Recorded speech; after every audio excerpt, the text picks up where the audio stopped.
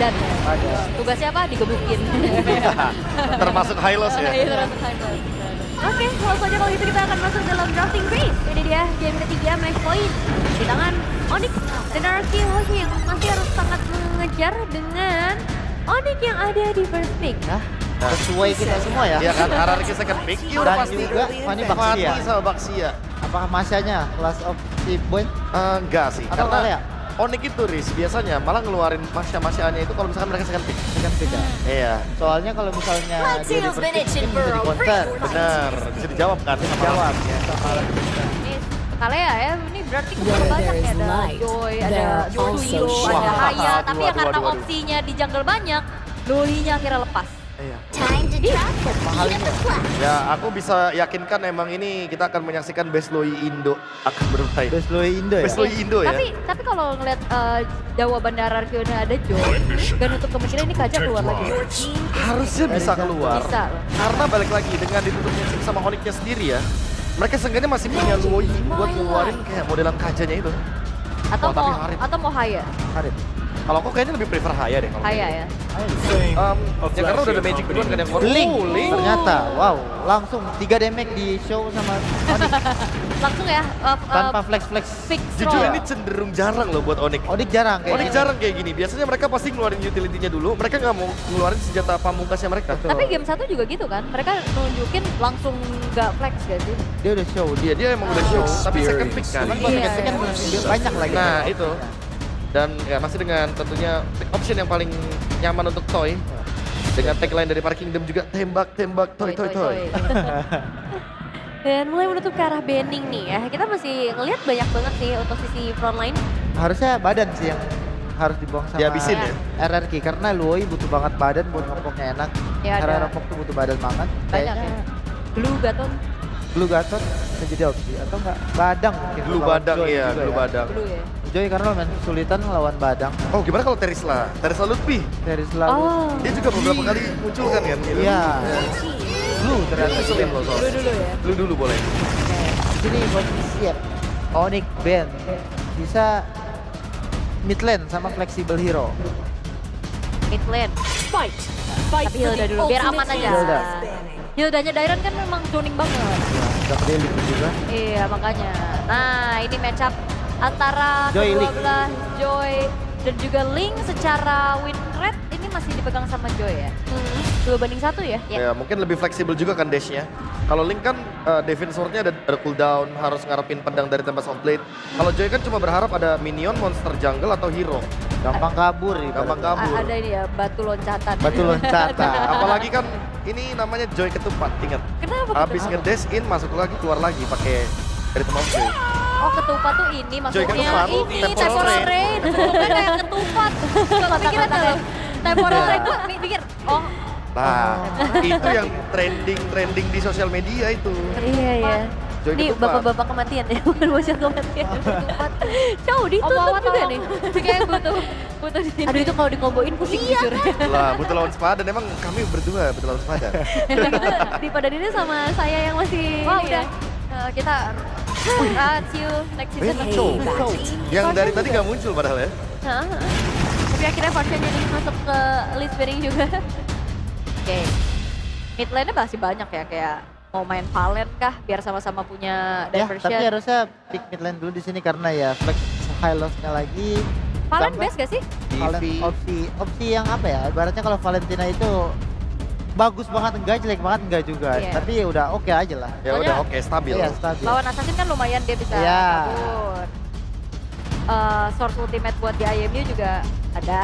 Ya kalau aku mikir ke Yves kenapa? Karena buat menangin matchup lawan Loi-nya. Iya, iya. Biar nanti Loi-nya nggak bisa bergerak ke kanan kiri. Boleh. Seleboy. Offensif. Wow. Nah ini persyaratannya juga banyak nih Selena. Kalau under tuh udah puyeng banget tuh. Itu salah satu. Iya. Karena ya balik lagi dua-duanya main mapping loh. Selena butuh open map, Loi juga butuh ada yang open map.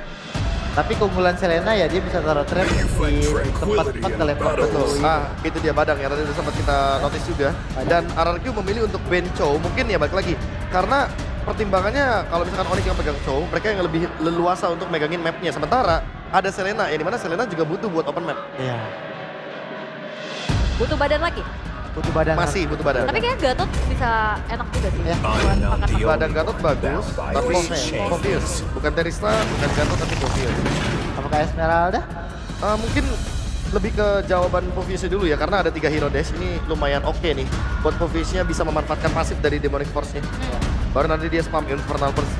Oke, tapi kalau berarti asumsinya high loss-nya ini bakal ada di Rom kan sayang lagi kan, berarti potensinya si Idok. Tapi masalahnya di sini kalau mau pick off juga dia sama siapa? Iya sih susah. Sama Selena, jauh-head Selena. Jauhead Selena ya. Make sense kalau jauh Selena. Ya, Jadi Jauhead hyper Selena Joy lebih Granger masuk gitu sih. kan. Iya, lebih masuk sebenarnya. Oke, ini dia. Apa Franco? Nah, tapi Tigri, Nah, ini tegar, dia itu maksudnya. dia. Akhirnya ya yang ditunggu-tunggu ya untuk Hero seorang gerak. Idok. Dan ya Hellas di sisi samping kali ini akan kita lihat match point. Last prediction dari Profesor KB. Waduh. Iya Onyx sih. Oke, Reza Boy. Saya mau mematahkan setiap saya jadi guest panelis selalu 3-0. Berarti saya mau RS. Oke, dan Aul. Onik, itu dia prediksi dari para caster. Dan langsung saja kita serahkan untuk caster Ranger Mas dan juga Lim Kocho. Royal Derby menjadi match yang ditunggu tentunya. Dengan adanya match kali ini, mendatangkan 2 raja memperebutkan 1 tiket ke babak selanjutnya. Bukan hanya final tapi Lim sampai 1 tiket. MSC. MSC. Nah itu yang paling Ria. mahal Ji. Match point untuk Onyx dan kita akan lihat seperti apa. Oke, tentunya kita akan berikan semangat untuk kedua belah tim. So, Jakarta International Velodrome, mana tepuk tangannya? Let's go to the lane of down.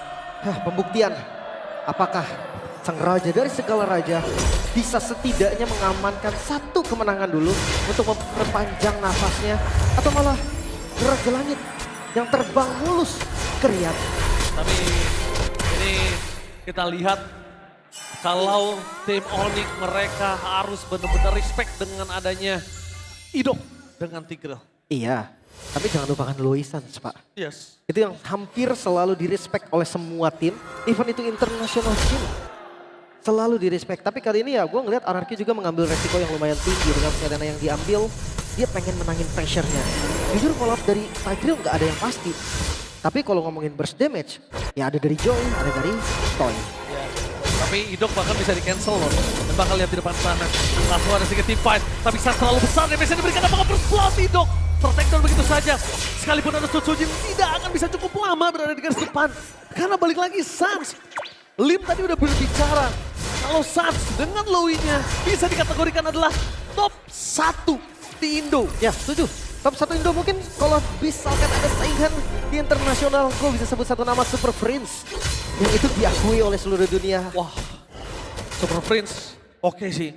Bisa kita bilang kalau dengan emblem yang dimiliki dari Sans, ini bakal banget survive dirinya dia. Pull yourself together.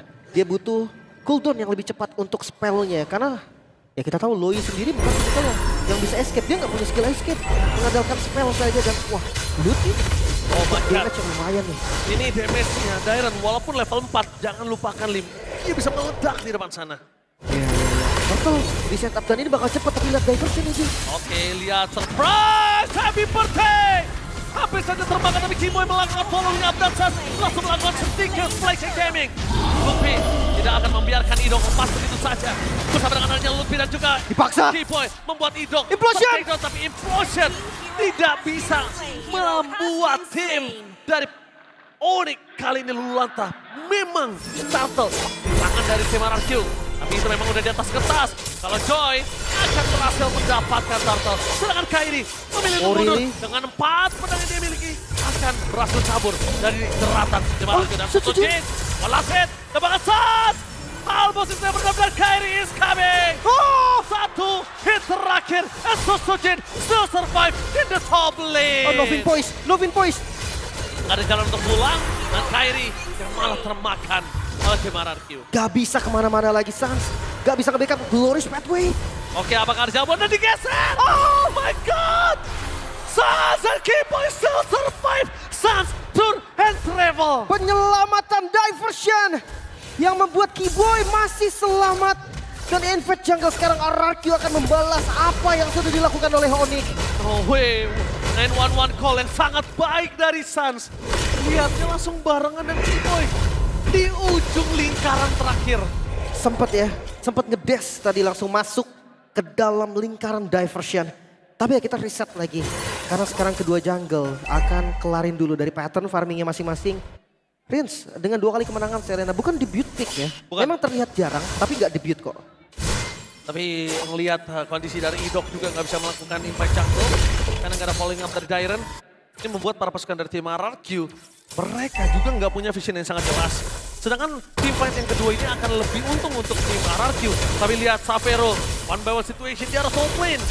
Membuat Toy agak sedikit gemetar. Dan jangan lupakan, Turtle kalau kembali di tangan dari tim Onyx, tidak perfect di tangan dari tim RRQ. Ini menandakan lampu kuning kembali, Lim. Tapi gue rasa akan ada kontes Ji. Even itu di set up oleh Wajib. Onyx ataupun dari RRQ. Karena keduanya punya power untuk kontes. Heavy sisi dari Idok, flanking nanti dari diversion. Bisa ngelawan keduanya. Oke, melihat RRQ yang udah megang ke arah Turtle. Tim dari Onyx, mereka nggak mau buka terlebih dahulu. Karena mereka belum tahu di mana keberadaan dari Susujin. Mereka belum tahu di mana Idok berada. Riz dan Dairen yang dari tadi membuka vision. Iya. Gak ada yang mau setup ya. Ini memang tipikal assassin sih Ji. Siapapun yang megang akan low dari SP-nya. Tapi Kelihatan Susujin bakal coba dihajar oleh Lutfi. Mundur ke arah belakang ada sebuah jawaban. Tapi informasi di tangan dari Susujin tidak ada. Purple warna ungu. Tidak mau terlalu komit. Dan Susujin dia sadar tidak boleh menggunakan retributionnya. Ketimbang itu berubah segalanya. Dan Turtle di tangan dari Timor Daya Implosion. Idok telah dikeluarkan untuk defensive skill dan bahkan perpasukan dari tim Onyx. Mereka membalaskan kembali team fight yang terjadi. Nomor buff untuk kedua belah pihak. Langsung ada Lutfi versus everybody. Dan ini Keyboy! What the fresh crack dari Keyboy merubah segalanya. Bahkan dengan ada Xavero, Susujin tidak bisa masuk lebih dalam lagi. Damage terlalu besar. Membuat perpasukan dari tim RRQ disengket sana semua jawaban. Bahkan para buff mau nggak mau Susujin harus mendapatkannya. Ketimbang gak ada sama sekali bisa dia miliki. Oh no. Masih di zoning bahkan dengan Turtle. Oh my Yang god, purple-nya disegel. hilang. Purple-nya hilang. Purple-nya hilang. Oh no way, Susujin. Semakin tertinggal. Memang dari gold hanya 1000. Tapi lihat apa yang dilakukan Susujin. Dia cuma untuk membalas dan retribution. Gagal. Retributionnya gagal. Susujin bakal coba dikejar. Dengan cover dari Idok. Membuat para pasukan dari tim RRQ berhasil menyelamatkan Susujin. Tapi lihat, satu step anak tangga dari Onyx. Di early game mereka punya 1000 gold difference. Terlihat dengan jelas ya. Dengan assassin. Idok. Implosion! Tapi dengan Tempest of Blade berhasil memberikan sedikit space. Di wall di depan sana Susujin. Bakal coba ditangkap dengan ada Suns. Tidak ada lagi mata yang terlepas dari Susujin. RRQ, mereka harus regroup. Mereka harus berkumpul. Ketika mereka kalah dari gold, mereka bisa menangin dengan jumlah. Tapi ya Toy masih menjadi harapan nih untuk RRQ juga. 1 kali tumbang memang, tapi ada 1 point kill. Burst damage yang tadi sempat gue bahas. Ketika Implosion dibuka, tidak ada EOE lain selain Susujin.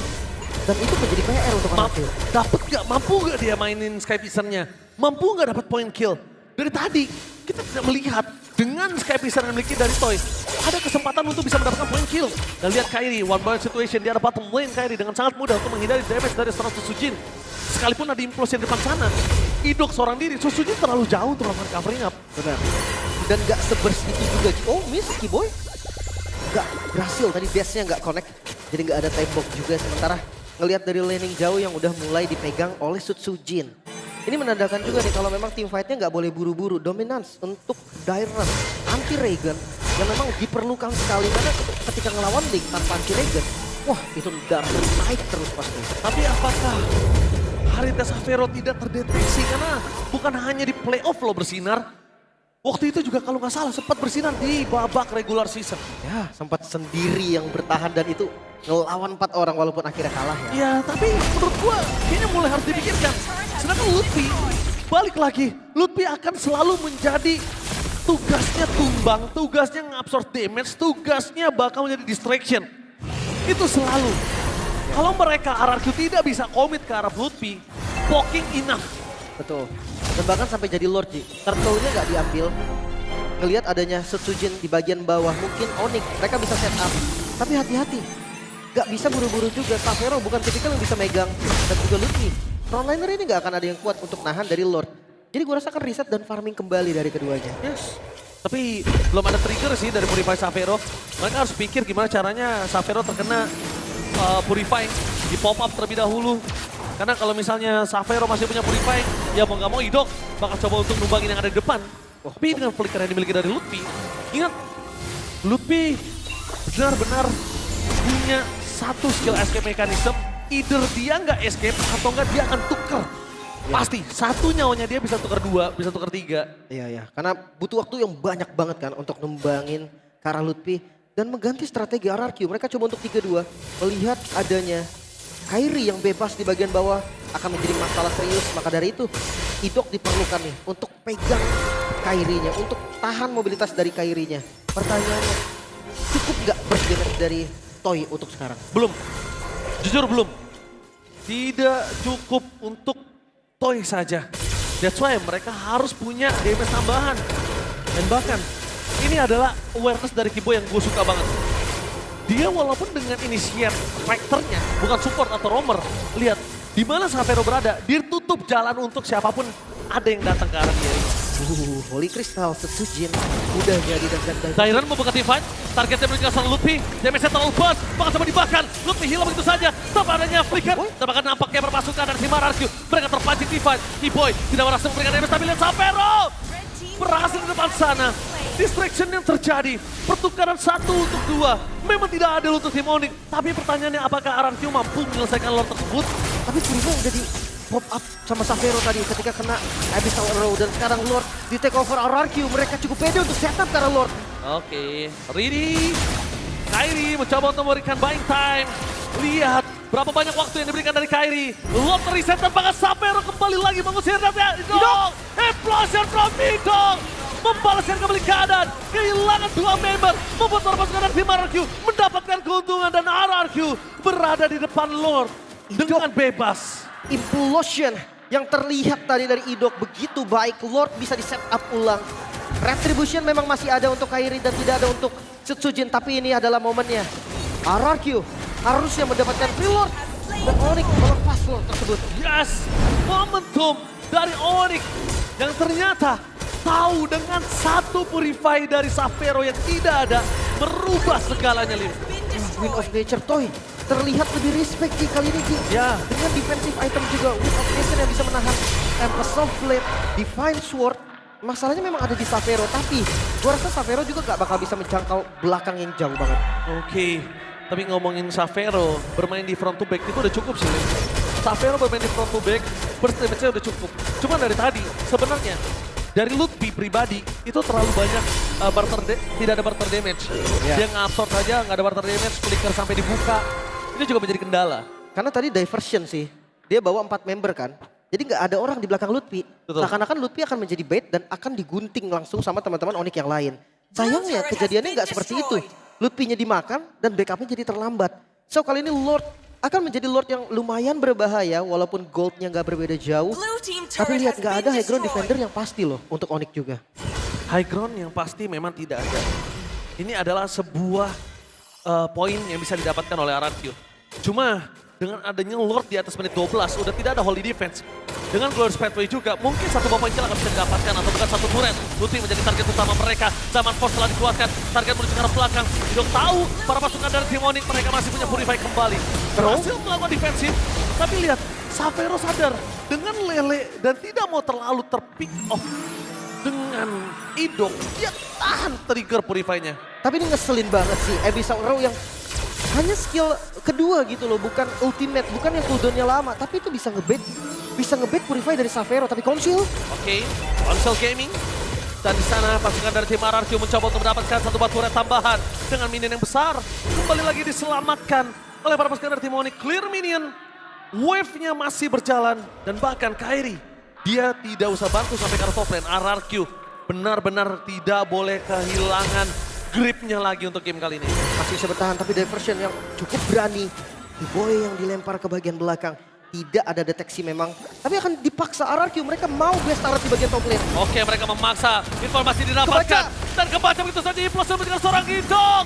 Tapi Kiboy kali ini membuat para pasukan dari tim RRQ terperangkap. Toy Flicker more defensive, Retribution dikeluarkan, Win of Nature dan trigger terhadap Toy. Informasi didapatkan, what the play from Kairi. Bahkan Sujin cari jalan untuk pulang. Dan ingat, Toy tidak ada Win of Nature. Kairi hanya gertak sambal. Oh, Dan lagi, ternyata itu hanya lagi. petelaka. Lihat di balik sana, Savero, surprise! Savero, what a play! Lihat diversion yang diberikan oleh seorang Sans. Membuat RRQ kebingungan untuk melakukan defense tebakan. Disengage saja nggak menjadi sebuah pilihan. The best Louis player in Indonesia. Sans menunjukkan diversionnya. Sangat mantap. Sans Satu bola lele bakal coba makan karena Sans. Tapi ingat, Sans masih punya absorb damage. Tidak bisa terlalu terburu-buru untuk dimakan.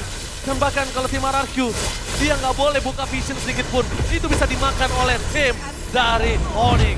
diversion mundur. Tapi ada ketinggalan. Gak masalah. Karena Lutfi juga yang tertinggal. Gak gampang untuk ditumbangin. Dan sekarang Lord untuk Gila. Onyx. Keadaan mulai berbalik. Boy, dia sabar banget nunggu di belakang sana. Udah ketahuan loh tadi. Dan implosionnya untuk Kiboy itu yang ngebuat Savero pede. Bahkan Purify-nya sampai sekarang available. Itu dia. Diversion yang dikirim tuh gak semua. Hanya Savero, hanya Kiboy. Tapi itu sangat berdampak positif pastinya untuk Onyx. Gold ditarik. RRQ, gue sempat bahas Onyx gak punya high ground defense kan. RRQ juga sama. Tapi lihat kalian, tadi trigger WO-nya. Iya, defense short-nya ke belakang. Pura-pura gertak-gertak sambal. Ya, itu drill sih gertakan yang berhasil tapi nggak bisa. Oh, Onyx kembali. Sakit juga itu setengah darah. Udah pasti, tapi lihat Savero. Masuk lebih dalam Savero. Solo pick up pun terjadi. Mengacak-acak kepada pasukan dari tim RRQ. The rookie from RRQ. Bahkan kita tahu, lihat permainan yang luar biasa dari Savero pernah Dipaksa. ditunjukkan di playoff. Kali ini bakal coba dipaksa dengan PS Turret dari bottom lane. Fokus karena PS Turret mereka tidak punya high Oh, ground lurus defender. kah? Bakal coba dilurusin. Fokus karena Idol. Belum ada implosion. Tidak mau terlalu terburu-buru. Tertangkap di zaman Diren. Suci Implosion! tapi ada implosion. Memang berhasil tapi dapat Softland. Memporak-porandakan para pasukan dari tim RRQ. Meanwhile di depan sana, Kairi akhirnya memilih untuk disengage ketika Sang Raja masih bertahan. Menolak tumbang. Sutsujin masuk dengan electrifying beats. Membombardir pasukan Onyx dan akhirnya menyisakan Kairi seorang diri. Terlalu buru-buru nampaknya Onyx. Mereka bisa bertahan ternyata dari RRQ. Kita bisa lihat dari replaynya nih, Lordnya ditarik ke arah mid lane. Dan Implosion, Idok, wow 4 member. Kiboy instan, Sans hilang secara instan juga. Menyisakan Lutfi, Kairi gak bisa berbuat banyak. Akhirnya Lutfi hanya baik time dan Lord bisa di-clear. Yes, Idok, kita sudah bicara di awal. Jangan lupakan, ini adalah the grill dari Idok. Dan di sisi kiri cuma Savero yang punya Purify. Ya, hati-hati. Bahkan tadi Savero tetap gak berkutik juga sih. Masalahnya burst damage-nya tadi masuk semua. Ada dari Abyssal Trap, ada dari Electrifying Beats. Belum lagi kita bahas soal Toy, Rhapsody, Dark Sonata. Itu udah sakit. Gak bisa dianggap remeh juga. Namun memasuki menit 16. Kelihatan dari Gold Creep yang naik turun.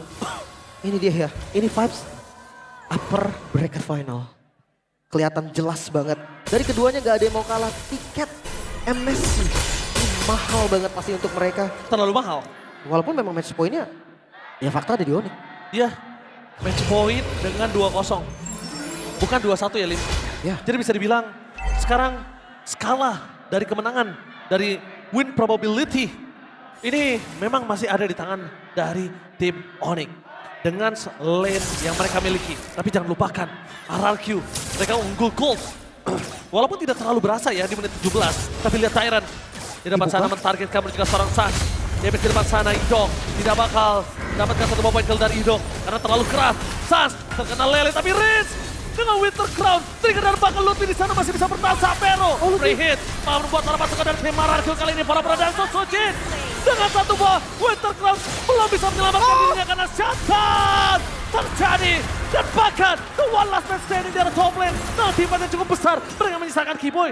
Ternyata Sans masih bertahan hidup. Oh no. Membuat para pasukan dari tim RRQ bakal mencoba untuk melakukan lurus. Tapi minion terakhir bukan diselamatkan dan Sans tergoceng begitu saja. Masih bisa bertahan, fokus karena base-nya. Dan Sang Raja menolak untuk tumbang. RRQ masih bertahan. Tidak semudah itu untuk menumbangkan sang raja. 1 poin yang membuka 1 harapan. Onyx 1 langkah lagi memang, tapi RRQ berhasil menarik kaki kembali dari Onyx. Dan ya, reset lagi. Masih di match point. Namun RRQ cahaya untuk mereka mulai terbuka. Nafas tambahan. Dan inilah Royal Derby. Tidak ada clean sweep. Tidak ada 3-0. 2 raja bertemu di angkasa. 2 raja bertemu di upper bracket. Hati-hati. Dari siapapun yang melakukan kesalahan pasti bisa dipunish. Banyak sekali momen yang dibuat. Tapi keduanya tidak mau menyerah. Memberikan yang terbaik. Ini belum grand final, tapi kelihatan banget keduanya pengen grand final. Oke, apakah ini early final? Dan lihat Louis, nomor 1 di Indonesia, ditutup abis oleh tim RRQ. The best player, Louis in Indonesia. Ditekuk lututnya, Bisa dikalahkan ternyata, bisa ditumbangkan. ditundukkan bahkan. Dan bahkan kita bakal menyaksikan game yang keempat. Atau bahkan bisa jadi ini akan menjadi game yang kelima. Who knows? Who knows? Tapi we never know. Tentunya kita akan menyaksikan di game selanjutnya. Sebelum itu, panelis bongkar abis.